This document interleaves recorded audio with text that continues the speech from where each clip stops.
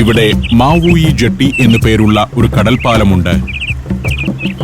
കടലിലേക്ക് തള്ളി നിൽക്കുന്ന ഒരു നീണ്ട പാലം. അതിലൂടെ നടക്കാം. അതിനപ്പുറം ആഴം കുറഞ്ഞ വിശാലമായ ഒരു കടൽ ഭാഗം. നല്ല നീളമുണ്ട് പാലത്തിന്. തീരത്തോട് ചേർന്നുള്ള കുറെ ഭാഗത്ത് സമുദ്രത്തിന് ആഴം വളരെ കുറവാണ്. ഒരു തടാകം പോലെ കിടക്കുന്ന ആ ഭാഗത്തിന് മുകളിലൂടെയാണ് ഈ പാലം പണിതുവച്ചിരിക്കുന്നത്. ടൂറിസ്റ്റുകളും നാട്ടുകാരുമൊക്കെയുണ്ട് സ്ഥലത്ത്.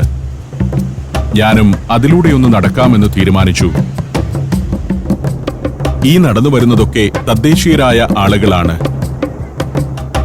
കടലിന് ആഴം കുറവാണെന്നതിനാൽ ആളുകൾ അതിലേ ഇറങ്ങി നടക്കുന്നു. ഇങ്ങനെ കാണുമ്പോൾ ഇത് കടലാണെന്ന് തോന്നില്ല. ഇന്ത്യൻ വംശജരാണ് ഈ നടക്കുന്നത്. പാലത്തിന്റെ അറ്റത്ത് പുല്ലുമേഞ്ഞ ഒരു ഷെഡുണ്ട്. സ്വച്ഛമായ കടൽ.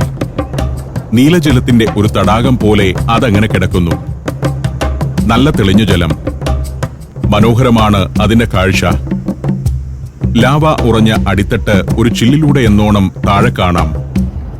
പവിഴപ്പുറ്റുകളുടെ സാന്നിധ്യമാണ് ജലനീലിമയ്ക്കും തെളിമയ്ക്കും നിദാനം. നമ്മുടെ കടൽ തീരങ്ങളുമായി ഫിജിയുടെ തീരങ്ങൾക്കുള്ള പ്രധാന വ്യത്യാസം ഇതാണ്. കടൽപ്പാലത്തിലൂടെ നടന്നുവരുന്ന ആളുകൾ പടവുകളിറങ്ങി കടലിലേക്ക് നടക്കും. ഭക്ഷണവും മറ്റുമായാണ് പലരും വരുന്നത്. അടിത്തട്ടിന്റെ കാഴ്ചയാകട്ടെ ഇങ്ങനെയാണ്. പലവിധമായ ടൂറിസം ആക്ടിവിറ്റികൾക്ക് അനുയോജ്യമായൊരു പ്രദേശമാണിത്. മനോഹരമായ അന്തരീക്ഷത്തിൽ കടലിന്റെ കാഴ്ച നുകർന്നുകൊണ്ട് ഇവിടെ ഇരുന്ന് ഭക്ഷണം കഴിക്കാം. പലരും തീരക്കടലിലൂടെ കുറേ ദൂരം മുന്നോട്ടു പോകുന്നുണ്ട്.